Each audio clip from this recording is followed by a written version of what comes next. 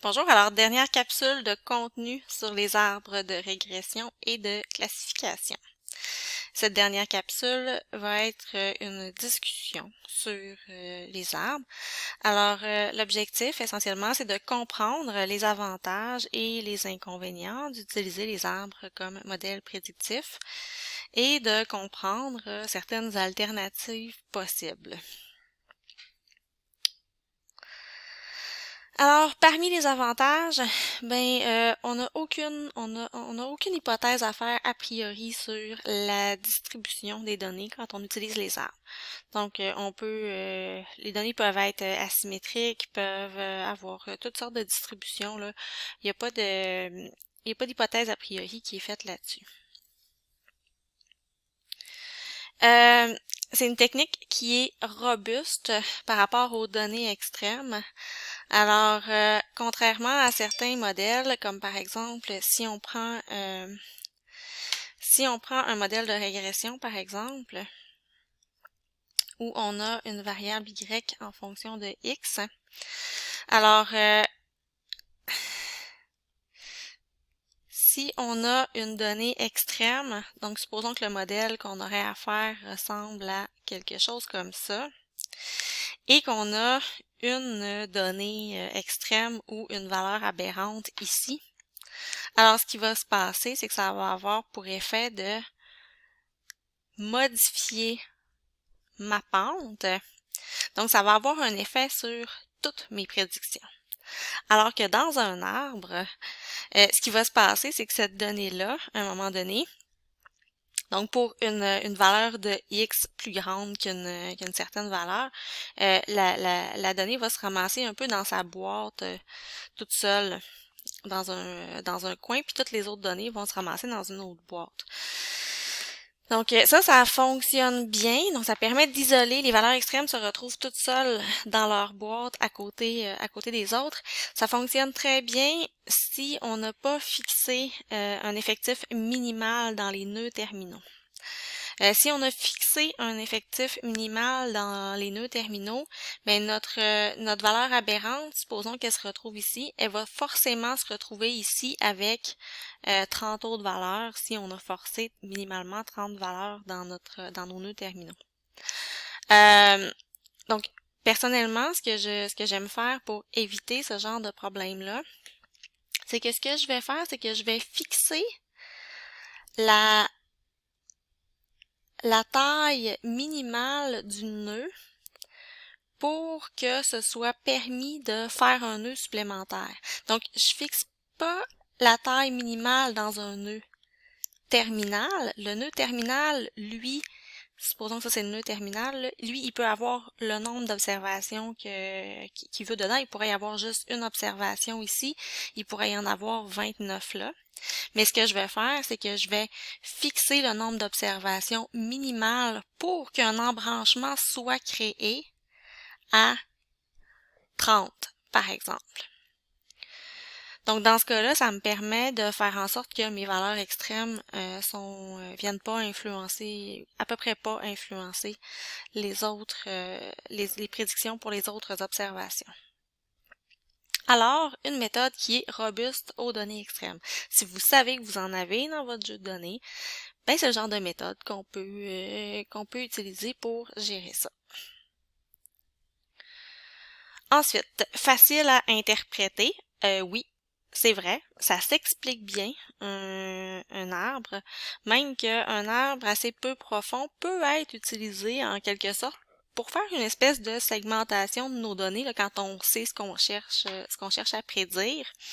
Ça peut être très intéressant dans plein de contextes, mais pour être facile à interpréter, il faut que ce soit peu profond, premièrement.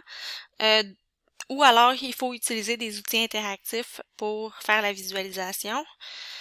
Deuxièmement, personnellement, quand je fais des arbres qui vont être utilisés pour l'interprétation, je préfère éviter d'utiliser des embranchements binaires. Donc, vous avez vu que la plupart des fonctions avec lesquelles vous allez travailler, en fait, forcent nécessairement à chaque nœud, là, il y a juste 2 embranchements qui peuvent partir. Il y a moyen de modifier ces algorithmes-là pour faire en sorte qu'il y ait 3 embranchements. Puis ça évite qu'on ait des situations où on a regroupé des modalités, puis là, la variable revient plus loin dans l'arbre, puis c'est difficile à interpréter. Donc, personnellement, là, je préfère éviter les embranchements binaires quand j'ai besoin d'interpréter l'arbre. Ça tient implicitement compte des interactions possibles entre les variables. Alors, souvent dans un modèle de régression, là, quand on a quelque chose qui n'est pas tout à fait linéaire, puis qu'on veut intégrer une interaction là-dedans, on va avoir notre bêta 0 plus bêta 1 x1, mettons, plus bêta 2 x2 plus bêta 3 fois x1 x2.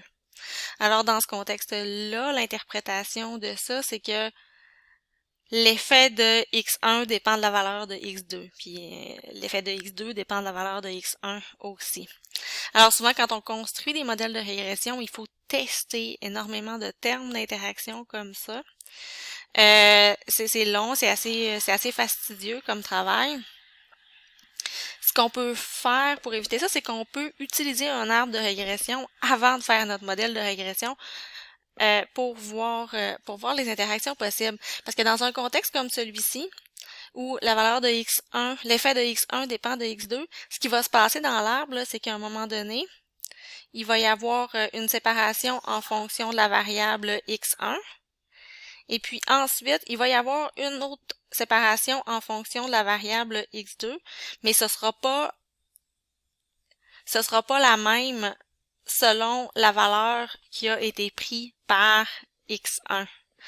Alors, ça peut être intéressant parfois, là, juste pour découvrir les interactions, quand on a besoin d'un modèle de régression en plus, ensuite, parce que on s'entend que si l'arbre s'interprète bien, ça nous donne pas quelque chose d'aussi facile à interpréter qu'un modèle de régression quand même, parce qu'avec le modèle de régression, ce qu'on a, à chaque fois que x1 augmente d'une unité, y augmente de bêta 1 unité. Il y a à peu près rien de plus facile que ça comme interprétation, donc parfois c'est ce dont on a besoin.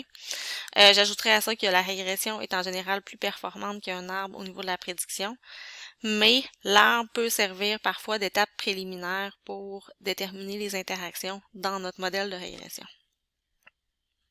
Si on n'a pas besoin de faire un modèle de régression, avec les arbres, de toute façon, on fait juste mettre nos données, puis les interactions vont se trouver toutes seules. Donc, on n'a même pas besoin de se préoccuper de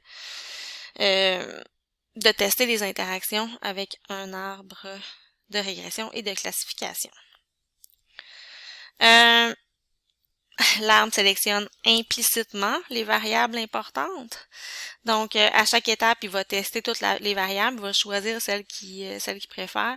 Donc, la présence de variables qui n'ont pas de lien avec ce qu'on veut faire vient pas avoir, ça va augmenter le temps de calcul, évidemment, parce qu'à chaque fois, il va tester cette variable-là pour voir si elle a un lien avec Y dans chaque nœud.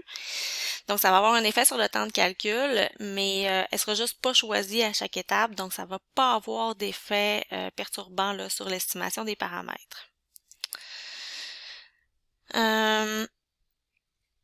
Ça permet d'obtenir un modèle non linéaire aussi. Alors, en supposant là qu'on aurait un arbre avec uniquement une variable, ce qui est plutôt rare, là, mais donc on cherche à prédire notre Y en fonction d'un certain X. Si la relation entre les deux ressemble à quelque chose comme ça, puis là, ça recommence à remonter ici, par exemple. Alors, dans ce contexte-là, l'arbre, il va venir faire une séparation ici, puis après ça, il va venir faire une séparation ici. Donc, ça tient compte assez facilement là, de la non-linéarité dans la relation entre X et Y. C'est invariant aux transformations monotones des prédicteurs. Donc, si on change nos x, on peut prendre le log de x ou peu importe. On n'a pas besoin de faire une transformation de nos variables avant de construire notre arbre. Ça va absolument rien changer sur les résultats qu'on va obtenir. Donc, même de faire une standardisation, par exemple, c'est complètement inutile avec les arbres parce que ça change rien là, dans la construction même de l'arbre. À partir du moment où notre transformation est monotone, évidemment, ça va rien changer du tout. Donc encore là, c'est pas beaucoup de travail au niveau de la manipulation préliminaire des données. Dans un modèle de régression, ben il faut essayer de faire en sorte que nos données soient pas si pire normales, mettons. Donc souvent, on va devoir faire quelques petites transformations, quelques petits tests avant. Là, pas besoin de faire ça. On met ça dans le modèle, puis les arbres sont capables de gérer ce problème-là. Très, très, très facilement. Alors, dernier point sur les avantages, ça permet de gérer de façon assez intéressante les valeurs manquantes. Alors, dans la plupart des modèles, à partir du moment où il y a une valeur manquante pour une observation, on peut tout simplement pas travailler. Il faut l'imputer d'une certaine façon pour faire l'estimation globale dans le modèle. Et si on revient à la régression, là, qui est le morceau, qui est la partie, qui est un modèle assez facile à comprendre, là, à partir du moment où dans notre matrice X, il y a une valeur manquante, on peut pas estimer les paramètres. Okay, c'est juste pas possible de le faire. Alors qu'avec les arbres, ce qu'on va faire, et puis je vous invite à aller lire la section qui est associée à ça dans le livre, mais avec les arbres, ce qu'on va faire, c'est que quand on va arriver pour séparer un nœud puis qu'on va tester toutes les variables, bien, pour chaque variable, on va prendre uniquement les observations pour lesquelles il n'y a pas de valeur manquante. Pour l'autre variable, on va prendre pour cette variable-là les observations pour lesquelles il n'y a pas de valeur manquante. Donc, on peut construire l'arbre à chaque nœud. C'est sûr qu'on enlève des observations à chaque nœud, là. Donc, c'est pas parfait non plus, mais il reste que on peut travailler quand même, là. On peut construire l'arbre quand même. Donc, c'est ça, à chaque nœud, à chaque fois qu'on va calculer notre indicateur pour choisir la variable de séparation, on va le calculer uniquement sur les valeurs qui sont non manquantes. Là, vous allez me dire que ça pose un problème après dans la prédiction, parce qu'après, les observations, il va falloir toutes les attribuer à un nœud, là, les faire descendre dans l'arbre. Mais dans ce cas-là, on va utiliser ce qu'on appelle des variables substituts. Donc, plusieurs algorithmes sont conçus de façon à essayer de trouver c'était quoi l'autre variable qui donnait une séparation qui était similaire, puis on va envoyer les observations pour lesquelles il y a des valeurs manquantes dans la boîte appropriée après.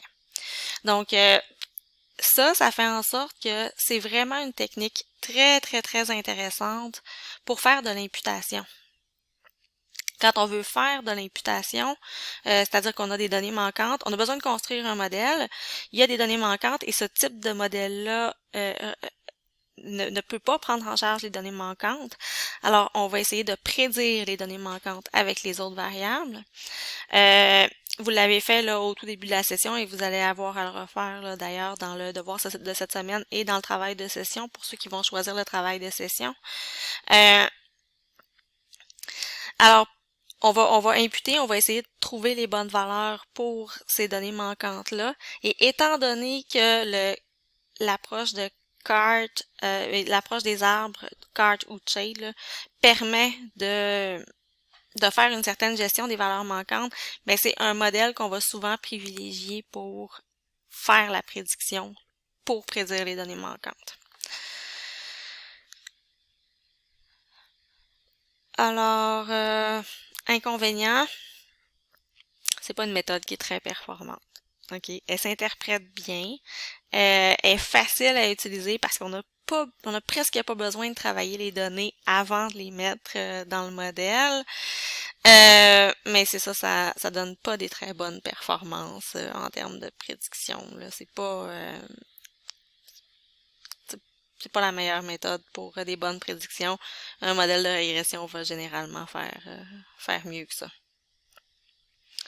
Euh, les risques de surapprentissage sont élevés, particulièrement quand il y a des prédicteurs continus. Parce que quand il y a des prédicteurs continus, comme les valeurs sont à peu près jamais égales, on peut se retrouver là, dans une boîte avec juste une observation assez facilement. Puis ça, ben généralement là, ça va provoquer un surapprentissage. Alors c'est très très très important de faire une sélection là, des hyperparamètres, c'est-à-dire la hauteur de l'arbre, la hauteur maximale de l'arbre, le nombre d'effectifs terminaux ou dans les nœuds terminaux ou le nombre d'effectifs pour pouvoir séparer, pour pouvoir créer un nouvel embranchement, ou alors de regarder le coût de complexité ou la p-valeur, mais c'est très, très, très important d'utiliser ces critères-là. Et il va falloir évidemment trouver c'est quoi les meilleurs critères pour faire ça. Et on va le faire en général avec la validation croisée. Alors vous comprenez bien là que ça devient très, très, très exigeant là, en termes de combien de temps on va calculer pour faire ça. Avec la puissance des ordinateurs d'aujourd'hui, c'est plus un problème là, de non seulement à chaque étape tester chaque variable, mais en plus de refaire ça 5 ou 6 fois dans un processus ou 10 fois dans un processus de validation croisée. Maintenant, on arrive à faire ça assez facilement, mais ça explique un peu là pourquoi, même si la méthode est pas récente du tout, ça a pris du temps avant que ce soit popularisé. Alors, il va falloir absolument procéder par validation croisée pour s'assurer de choisir le meilleur arbre. On n'est pas certain d'atteindre la meilleure partition de l'espace. OK, on n'a aucune garantie, on ne sait pas si notre modèle va être le meilleur modèle. On peut pas garantir ça avec un arbre. La méthode peut être instable dans les résultats qu'elle produit. Mais là, par instable, ce qu'on veut dire en général par instable, c'est que si on fait une petite perturbation dans les données, ça va donner un résultat complètement différent. C'est pas indépendant de la notion de surapprentissage là, comme problème. Puis les arbres vont varier aussi beaucoup d'une fois à l'autre. Donc, dans un contexte où on veut le faire pour l'interprétation, là, des fois un petit changement dans les données, tu sais, ça change complètement la forme de l'arbre parce que c'est pas la même variable qui est sélectionnée au même moment, puis ça change beaucoup la forme de l'arbre. Donc, c'est assez instable.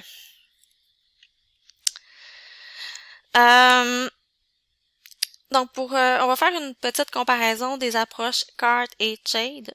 Je vous dirais que c'est assez similaire, puis c'est similaire en termes de prédiction. C'est deux façons différentes de le voir, mais au niveau prédictif, là, les deux donnent à peu près la même chose. L'approche de type CART a tendance à choisir des variables qui ont plus de modalités parce qu'elle teste partout tous les embranchements possibles, alors que l'approche SHADE, elle teste la variable en premier, puis après ça, tous les embranchements de cette variable-là. Alors, c'est ça, ben comme il y a plus de tests qui sont faits dans l'approche CART, ben il y a aussi comme il y a plus de tests qui sont faits pour une variable qui a beaucoup de modalités ou une variable continue avec l'approche CART, ben il y a plus de chances que ce soit ces variables-là qui soient sélectionnées. C'est pas très grave, là, mais les approches conditionnelles comme le SHADE sont moins sensibles aux problèmes. Mais c'est pas un problème majeur. Personnellement, ce que je vous dirais, et puis c'est pas nécessairement quelque chose qui est reconnu là, dans la littérature, mais personnellement, je préfère utiliser l'approche SHADE lorsque j'ai besoin de faire un arbre qui va s'expliquer et lorsque mon jeu de données est pas trop gros. La p-valeur, l'utilisation de la p-valeur, même avec toutes les limites là, de l'interprétation d'une p-valeur, pour plusieurs personnes, c'est quelque chose qui est assez connu, là, donc de comprendre qu'on s'arrête quand la p-valeur atteint un certain seuil et puis assez petite. C'est assez facile à comprendre pour plusieurs personnes, là, ben surtout quand on est en statistique, évidemment, mais plusieurs personnes qui étudient en sciences sociales, par exemple, là, ont aussi une très bonne intuition de ce que c'est qu'une p-valeur. Donc, quand c'est pour interpréter quand les jeux de données sont pas très gros, puis dans ce temps-là, la validation croisée, c'est pas si évident que ça à faire. Donc, dans ces contextes-là, personnellement, j'ai tendance à privilégier l'approche shade ou les approches conditionnelles. Toutes les approches conditionnelles, en fait, qui sont basées sur des tests d'hypothèses. Donc, après, il y a l'adaptation à des problèmes particuliers. Alors là, on a parlé qu'on cherchait soit à minimiser l'erreur quadratique moyenne, le taux de mauvaise classification, ou sinon c'est quoi l'autre? Ah oui, l'indice de Gini. Mais en fait, on peut choisir ce critère-là sur beaucoup d'autres bases. Donc, comme on peut le faire dans certains autres problèmes, on pourrait choisir une autre fonction de perte dans l'approche CART. Et dans l'approche conditionnelle là, de type shade, là, on a vu comment le faire avec un test du Q2, mais en fait, on peut le faire avec tous les tests d'hypothèses possibles sur tous les types de problèmes qu'on peut imaginer. Et puis, si le temps le permet, je vais peut-être vous faire une vidéo sur un exemple avec les forêts de survie. Donc, comment on est capable d'adapter l'arbre de type conditionnel, donc l'arbre qui se base sur un test d'hypothèse à chaque étape, pour des données de survie. Alors, on peut le faire pour des données de survie, mais on pourrait le faire pour toutes sortes d'autres problèmes là, qu'on peut s'imaginer. Alors, voilà, ça fait le tour pour les arbres. Dans les prochains modules, ce qu'on va voir, c'est les forêts aléatoires qui découlent en fait là, des arbres et qui sont beaucoup plus performantes.